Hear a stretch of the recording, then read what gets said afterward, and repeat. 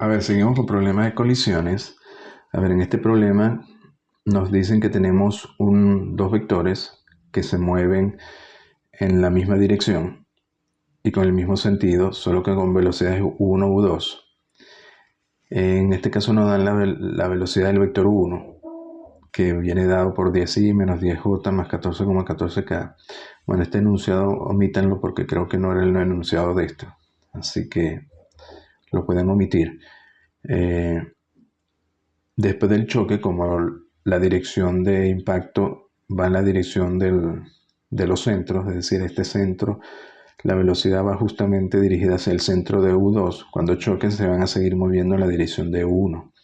Y aquí nos decían que partan de que este está estacionario, U2 igual a 0, y U1 tiene esta velocidad.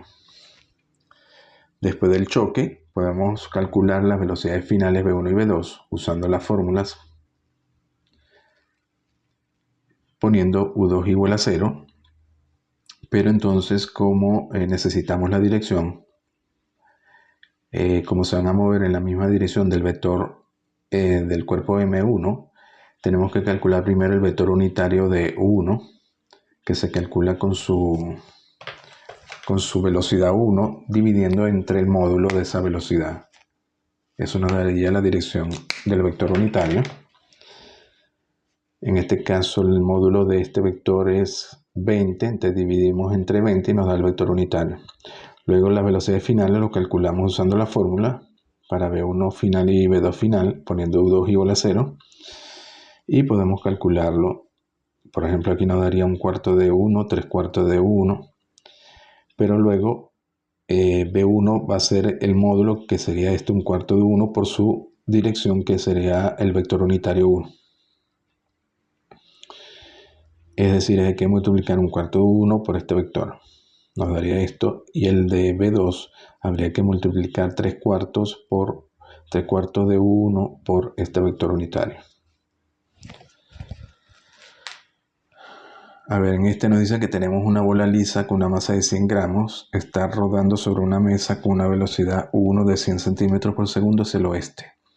Choca contra una segunda bola de masa de 200 gramos que se está moviendo hacia el noreste con una velocidad U2 de 100 metros por segundo. Si en el momento del impacto la línea de los centros está en la dirección este-oeste y el coeficiente de restitución vale 0,75, ¿cuáles son las velocidades de las bolas después del impacto? A ver, esta bola se mueve sobre el eje horizontal en dirección este-oeste y esta se mueve en dirección hacia el norte y hacia el este, hacia el noreste. En el momento del impacto, la dirección de esta bola está en la misma, pasa por el centro de esta bola. Por eso que la dirección de 1 pasa por aquí, por el centro de esta bola, y esta se movía con una velocidad inicial U2, esta con una velocidad U1, y después del impacto esta se movería hacia la derecha con la velocidad V1 y esta también se movería hacia el noreste con una velocidad V2 y un ángulo φ distinto al inicial. Bueno, en el momento del impacto la línea de los centros está en la dirección este-oeste, oeste-este, es decir, U1 va a tener sus dos componentes, U2 sus dos componentes iniciales, V1 y V2. Como esto tiene dirección, hay que trabajarlo vectorialmente. U1 solo tiene componente X, va a ser UX1, UY1 sería 0, UX1 es 1 metro por segundo, UY1 0, UX2, nos decían que se movía en dirección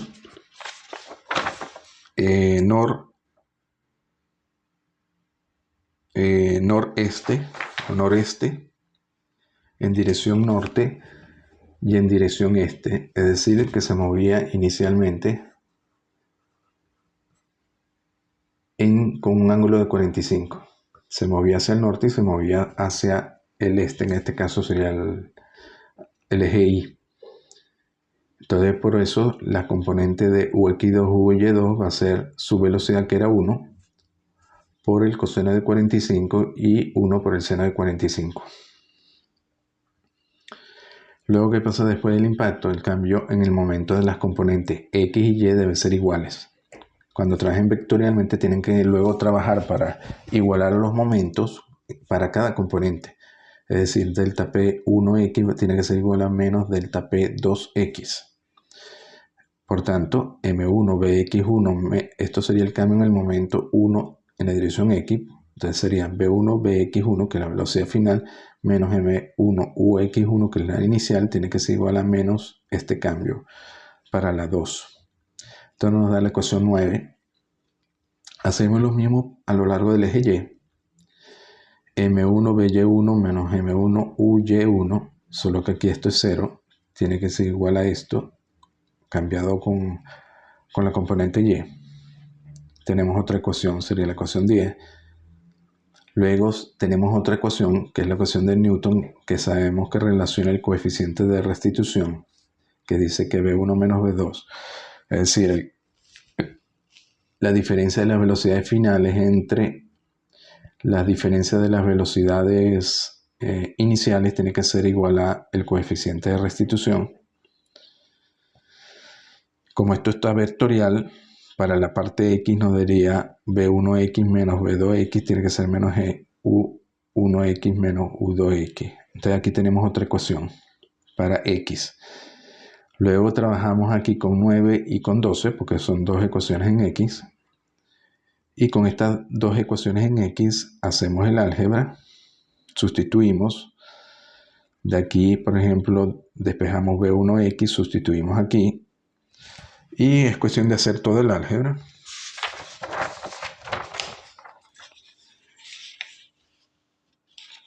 Y al final hallamos Bx2. Bx2 nos quedaría de esta forma en función de Ux1, Ux2, las masas y Y. Luego sería cuestión de sustituir los valores y podemos hallar Bx2. Luego si lo sustituyen aquí en 13, podemos hallar Bx2, porque tenemos Ux1 y tenemos Ux2. Así que podemos hallar Bx1 y nos da Bx1. Luego nos dicen de 8 la componente Y no se ve alterada. De aquí de 8. ¿Por qué no se ve alterada? Porque si aplicamos esto a la componente Y nos daría delta P1Y igual a menos delta P2Y. Pero ¿cuál es igual a delta P1Y? Si este se mueve en la dirección X, habíamos dicho de que Uy1 era 0. Y luego Uy2 va a ser igual a 0 también. Por tanto, delta P1Y va a ser 0. Es decir, que delta P2Y va a ser igual a 0. Si delta P2Y es igual a 0, quiere decir que la componente Y no se ve alterada. Entonces tenemos que By1 era 0 y By2, como no se ve alterada, la velocidad final en la dirección Y de 2 va a ser la inicial, Uy2, que habíamos calculado que era 0,707. Y luego, bueno, B1 va a ser la componente X más la componente Y. Nos da solamente la dirección X. Y la componente B2 y la velocidad B2, la componente 2 y la componente X2, la Y2. Y calculamos el módulo de B2. Luego, teniendo el módulo B1 y un módulo de B2, podemos calcular el ángulo φ, que va a ser distinto de este ángulo de 45, como la tangente φ o la By2 entre Bx2, y nos daría φ 38,84. A ver, en este nos dice que hallemos la pérdida de energía cinética delta K para un impacto directo elástico con coeficiente de restitución E. Bueno, tenemos que hallar entonces la pérdida de energía cinética delta K en función de las masas y de E. Al final tenemos que hallar delta K en función de las masas E y las velocidades iniciales. Bueno, delta K Sabemos que es la diferencia de las velocidades de las energías cinéticas, la final menos la inicial para cada uno de los cuerpos 1 y 2, 1 y 2. Esto lo podemos agrupar de esta forma para el cuerpo 1 y el cuerpo 2. Estos términos b1 al cuadrado menos u1 al cuadrado lo podemos separar en la forma b1 menos 1, b1 más 1. Luego, ¿qué hacemos? Usamos el hecho de que delta P1 tiene que ser igual a menos delta P2. Es decir, M1 por B1 menos U1, U1 tiene que ser igual a menos M2 por B2 menos U2. Y luego tenemos otra fórmula que la sabemos, que es la fórmula para la velocidad final 1 en módulo y la velocidad final 2 en módulo en función de E. Luego de 4 y 5 pueden hallar delta P haciendo el álgebra y llegan a delta P de esta forma, que queda en función de las masas, las velocidades iniciales y E. Y luego de 2 y 4, delta K va a ser igual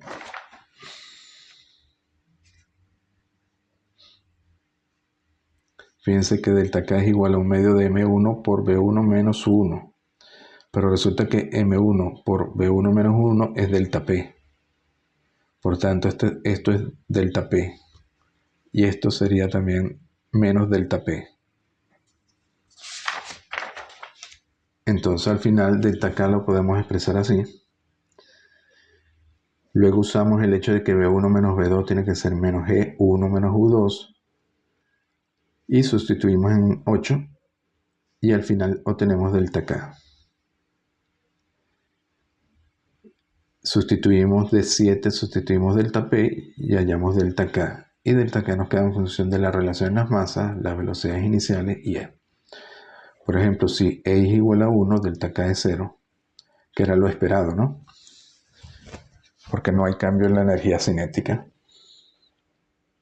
A ver, esto es parecido, solo que ahora tenemos que hallar la pérdida relativa de energía cinética menos delta K entre K, en el caso especial en que M2 está inicialmente en reposo antes de que M1 choque contra ella.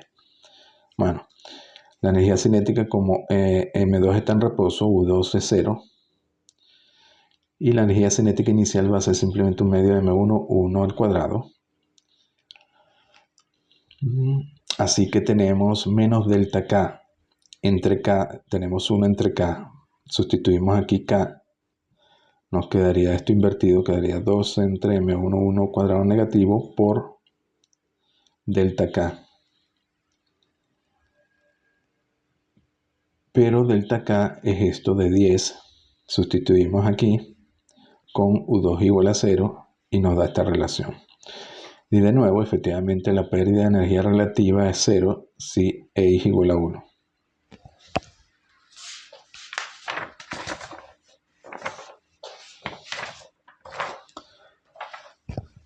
A ver, este es también de colisiones, solo que es de objetos que caen. Supongamos que se deja caer una bola de acero desde una altura h. Tenemos una bola de acero y se deja caer desde una altura h sobre una placa de acero horizontal lisa que está aquí, ¿no? Y de gran masa, si la bola rebota hasta una altura h' por encima de la placa, determinar el coeficiente de restitución E y la pérdida relativa de energía en función de h y h'. Bueno, aquí tenemos que M2 es mucho mayor que M1. Bueno, está rebotando contra una placa que está en el suelo. Si M2 es mucho mayor que M1 y M2 está en reposo, inicialmente está en reposo, cuando chocan, fíjense que ella cae, se acelera y va a impactar aquí contra la placa a una velocidad U1, que depende de esta altura h. Pero esta placa va a estar en reposo, así que U2 es igual a 0 y ella va a seguir en reposo porque M2 es mucho mayor que M1 y por tanto no se va a mover. Luego sabemos si U2 es igual a 0, sabemos que el coeficiente de restitución se cumple, que B1 es igual a menos E por 1. De aquí despejamos E y nos queda simplemente la relación en las velocidades de 1, que sería esto es lo que aplican siempre cuando uno rebota una pelota, por ejemplo, sobre el piso. Luego tenemos que trabajar con la energía potencial gravitatoria porque necesitamos estas velocidades aquí. Esta velocidad cuando impacta contra la placa la sacamos de la altura, U1 cuadrado es 2GH. Esta es la fórmula muy conocida, raíz de 2GH, depende de H.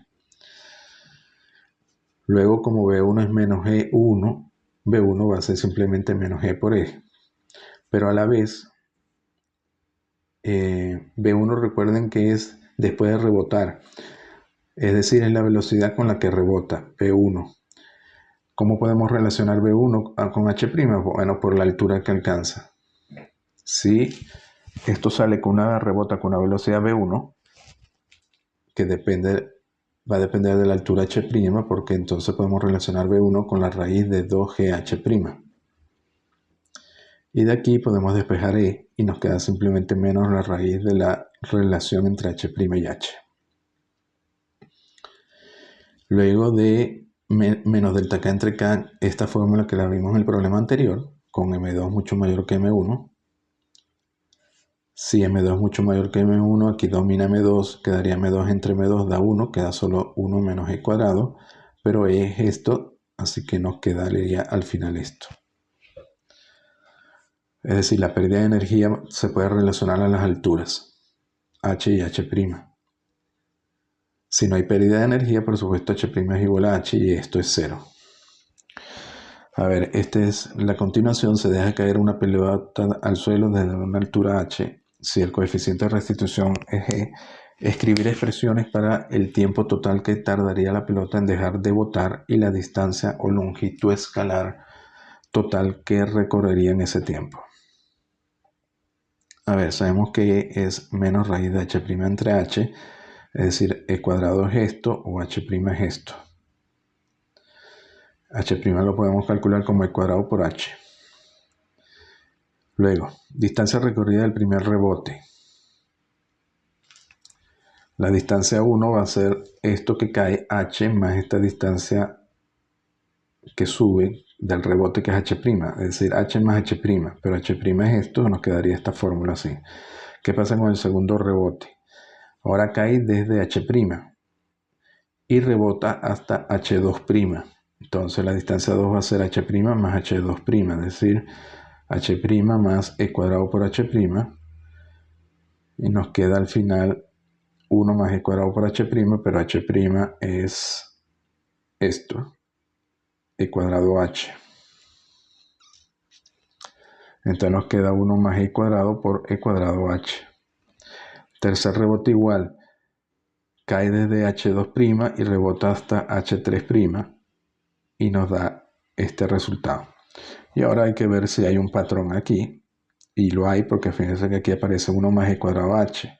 Aquí aparece 1 más E cuadrado H E cuadrado y aquí 1 más E cuadrado H E a la 4. Fíjense que aquí aparece E a la 0, E a la 2, E a la 4. Al final terminamos con una sumatoria. Terminamos con esta sumatoria, que sería esta sumatoria desde 0 hasta infinito. Para resolverlo necesitaríamos estos términos que aparecen aquí, E a la 0, E al cuadrado, E a la 0, el cuadrado, E a la 4, E a la 6, que sería la sumatoria de E a la 2n. Estos términos siempre pares, partiendo de 0.